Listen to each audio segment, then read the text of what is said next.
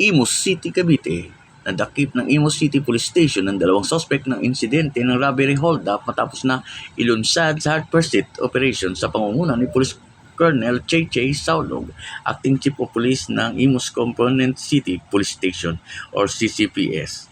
Katuwang ang Dasmariñas Component City Police Station at Cavite Mobile Force Battalion.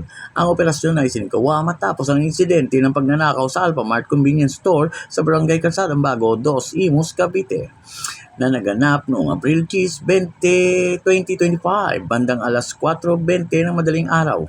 Dalawa sa Barangay Sabang, Dasmariñas City, Cavite na-recover mula sa mga sospek ang isang kalibre 45 1911 AIACP Yorinco na may serial number 705810 kasama ang isang magazine at 4 na live ammunition.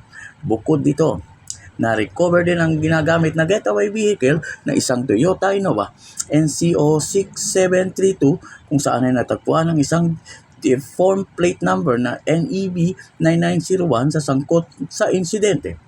Isinampa ngayong araw, April 12, 2025 ang kasong paglabag sa Article 293 ng Revised Penal Code Robbery Republic Act 10591 Comprehensive Firearms and Ammunition Regulation Act at Comelec Resolution 11067 laban sa mga suspect.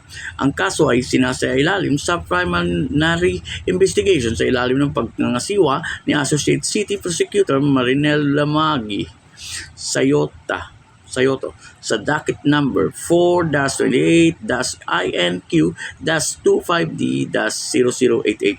Patuloy ang investigasyon ng mga otoridad para sa ikadadakip ng iba pang sangkot sa krimen.